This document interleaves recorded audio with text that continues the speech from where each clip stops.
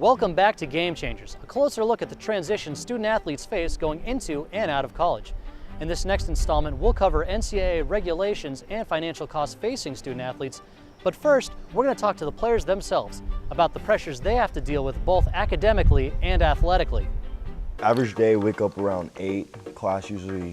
All my classes usually start at 9. Go have our first workout, which will be lifting or running. Class from 9 to 2. And then we'll either have a practice after with our coaches or without. 2:15, 2:30, get to the complex. We'll either have team meetings, workouts, position meetings. And then we'll usually all head over to the training room and ice bath or do rehab. Then after that, go back to my dorm and get ready for the next day.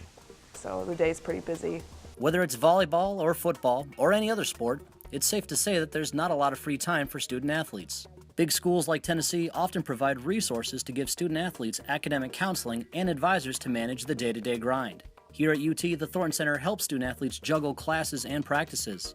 There are a lot of people depending on athletes like Josh and Megan succeeding, and for some, their job hinges on it. The coach's job security is going to depend on the performance of those athletes, student athletes. So if a coach feels like this is what you should be doing every day, a coach is going to have you do that every day.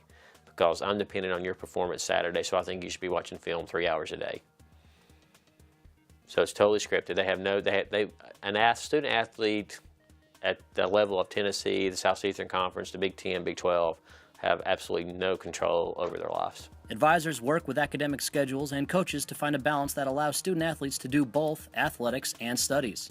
Those schedules fill up the entire day. Advisors follow NCAA regulations that try to ensure that student athletes remain what the organization calls academically eligible.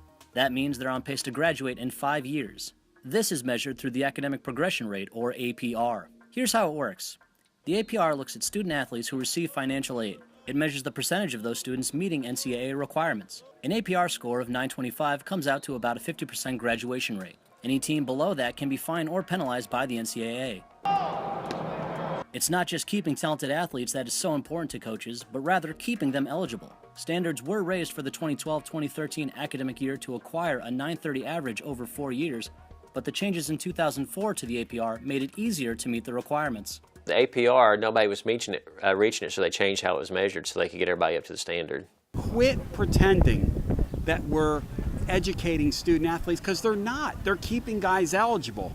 Very few guys have the ability and the aptitude to be educated. I'll tell you this right now. Sports radio show host Tony Basilio is critical of the recruitment practices for college football, an NCAA rule that allows schools to enroll student athletes based on special talent and not necessarily academic merit can put student athletes in classes that are too difficult for them. These athletes, also known as special admits, struggle to keep up with students around them, but still face the pressure to stay academically eligible. The special admits, from an academic perspective, that's a big problem too, because you're putting people in a classroom where they're not as prepared as the other people in the classroom. So all of a sudden you're sitting in English composition and everybody in there has a 26 on their ACT and you have a 18. So you scored 60% of what everybody else in that room scored on their ACT. And then all of a sudden you're sitting in that classroom, you're expected to perform their same standard. That's a problem. Guys are majoring in eligibility. The sad part of the coin, though, is that coaches feel the pressure to win. So if Tony Robinson comes to my campus and he's not a good enough player, you know what they do? They run Tony off. Yeah. That's what happens. Athletic scholarships are never guaranteed. Coaches have to decide how to best distribute the grants they are allowed to give to a set number of players.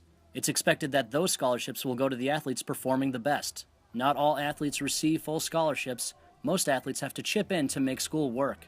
Just take a look at the cost for college today. In 2013, tuition for a full year school in the U.S. was on average about $30,000 for a private college, $22,000 for out-of-state students at public colleges, and $9,000 for in-state students at public colleges. Most athletes won't get the full ride treatment. The average athletic scholarship across all Division I sports isn't even half what the average private college cost is at $14,000. With the cost of education still rising, it may be tempting for some athletes to jump ship and seek out a potentially lucrative career in professional sports. Only 1 out of 100 high school athletes will receive a scholarship from a Division I school, and when it comes to transferring from college to professional sports, those odds are also stacked against them. But although just 10.5% of college baseball players will ever step into the batter's box as a pro, Johnny Youngblood has been drafted twice by Major League Baseball. He was selected by the Braves out of high school in the 30th round of the 2011 MLB First-Year Player Draft, and then again in college by the Twins in the 15th round. After discussing the options with his parents, Johnny turned both offers down and opted to stay in school. They said, we respect whatever you decide to do, but if it were us, we would want you to get as much education you can. Now Johnny majors in turf management, and despite a solid .306 batting average, he's still not a regular in the starting lineup. Last season was his first with the Vols, and he says he'll make the most out of every chance he gets to make an impression on his coaching staff. Just putting in work on your own time, after practice, before practice, anytime you can get in, just as much work as you can do, just never stop, just keep grinding. I think one of the big keys, and John Stuckey, who was the strength coach here, talked about it. He goes, the biggest challenge is between their freshman and sophomore year, are you going to get better? That was always his measure of how good somebody could be. How much do you get better from your freshman year to your sophomore year? While some student athletes are still fighting to get noticed, some aren't sure what to do with the attention they receive. The circus, I guess, will be starting for you this coming week, I gather you'd say. Yeah, looking forward to it. All around the country, student athletes are scrutinized by the media and by fans. That kind of spotlight is like nothing they've ever experienced before. One poor decision could wind up costing them everything. There's no way you can be prepared for that. There's no way Johnny Manziel could be prepared for what happened to him. It's such an anomaly.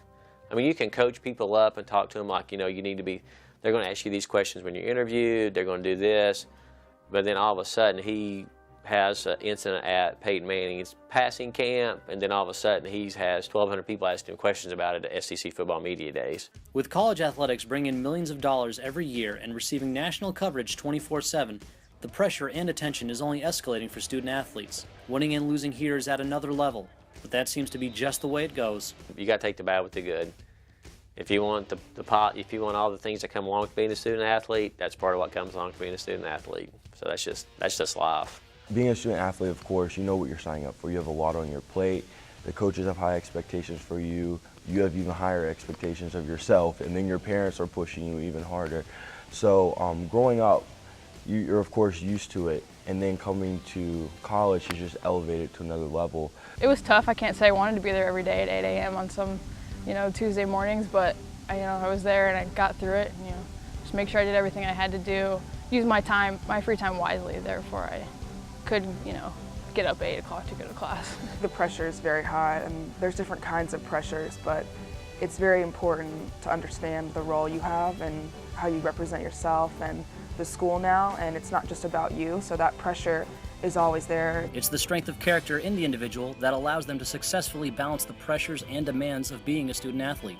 Megan might not have it easy, but right now she's where she always wanted to be. I came to the volleyball games as a little kid and looked up to the program, and yes, wearing orange is awesome. It means everything. Brown shoots and scores! Although some of the most challenging times may be behind Caroline, this spring it was looking past UT that was proving most difficult. I've tried not to think about it too much, actually, just try and keep living in the moment, and knowing that the end is coming, it's tough. So the best thing I found is just go day by day and be thankful for every day we have left here. Some college athletes will leave their school and taste fame. Some will struggle to accept their deselection.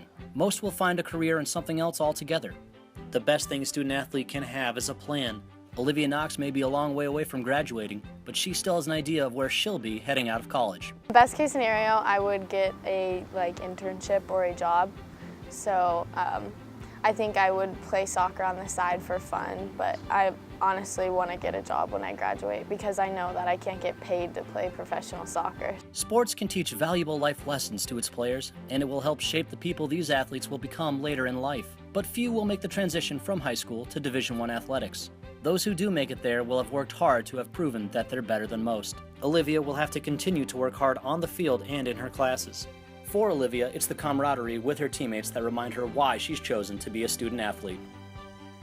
Being able to bond with all the girls, we work so hard in practice, and then when the game comes around and we put on our uniform and say our final cheers and stuff, it's just great because it's like I have another family here. That's all for Game Changers. If you'd like to see more from our interviews or see some more stories about student athletes, you can go online to joekosinski.wix.com/game-changers. I'm Joe Kosinski. Thanks for watching.